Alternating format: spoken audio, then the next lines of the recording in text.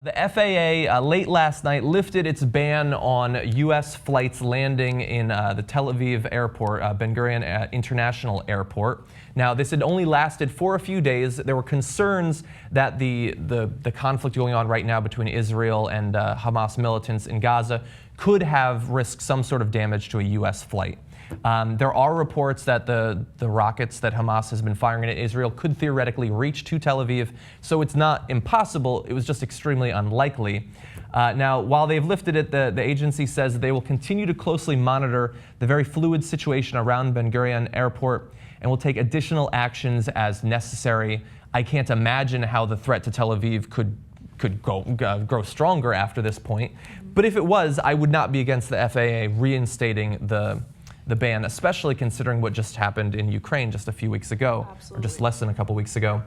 Now, some people are not happy about this. One of them is former New York City Mayor Michael Bloomberg. He got into a little tiff with Wolf Blitzer on CNN. Let's take a look at that. You spent most of the day here in Israel. Yes. As you know, a couple of days ago, the State Department issued a travel advisory saying Americans shouldn't come for non-essential visits to Israel or the West Bank. Couldn't disagree with them more. If you don't feel safe here, I don't know where you'd feel safe. And I think the State Department is just overreacting in typical bureaucratic fashion. Political reasons for that?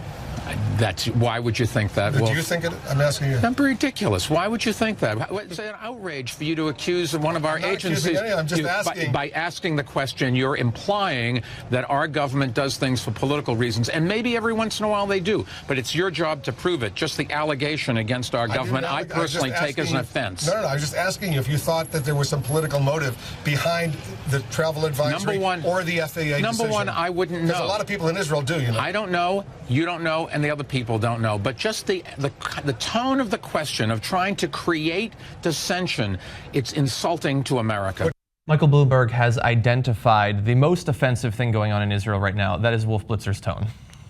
Nothing going on with Gaza there. That was an incredible interview. First of all, there was absolutely nothing wrong with Wolf Blitzer's follow-up question. In fact, I think that was probably the best follow-up question he's ever asked in his entire career. Yeah. Okay? And perhaps the first. I'm surprised that there was a follow-up question with Wolf Blitzer, but whatever. I mean, I think that was a good one, especially when you consider politicians like Ted Cruz making the argument that the Obama administration and the FAA are purposely banning American flights to Tel Aviv because they want to cripple Israel's economy. Yeah, that'll take the country that we give $3 billion to every year. We want to cripple their economy.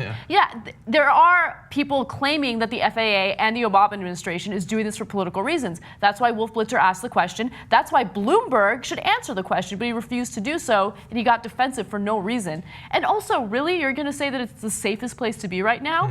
Considering the fact that Israel is making the argument that they are going after Palestinians because they're bombing them nonstop, and that the Iron Dome isn't good enough to intercept every single missile or rocket. Yeah, they're saying that they face some sort of existential threat throughout Israel. Well, then theoretically, Tel Aviv, which is a part of Israel, and the airport in there, there's no reason why we should increase the risk to U.S. citizens. I'm not entirely sure what Bloomberg was saying there. Like, he clearly wants the planes to come in. He says that it was ridiculous that they instituted the ban in the first place.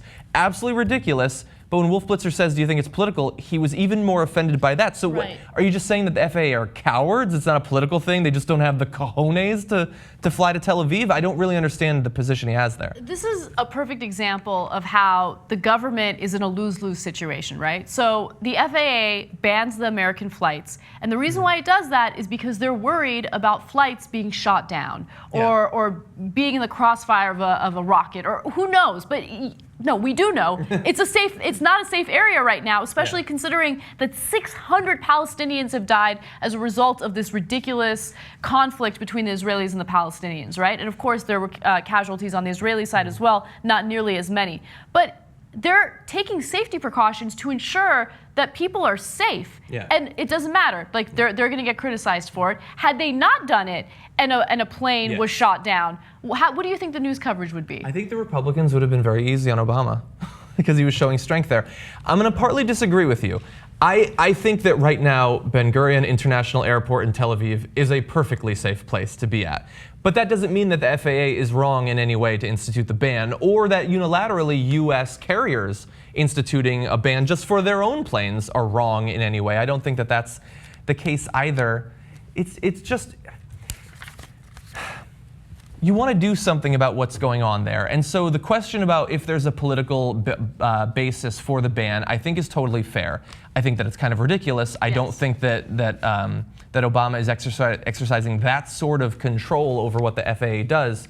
But it is sort of ridiculous, and I totally agree. If something did happen, it would be a huge issue. I would actually say if there's any sort of political bias going on, one potential political reason why you'd have the FAA shut it down is if you want to give across the idea internationally that Hamas is such a problem. They're not just targeting Israeli citizens, but any minute they might try to shoot down an international flight. An act of international terrorism of which Hamas has not been recently engaging in. I think that that's sort of overplaying the threat that Hamas is posing right now in that area.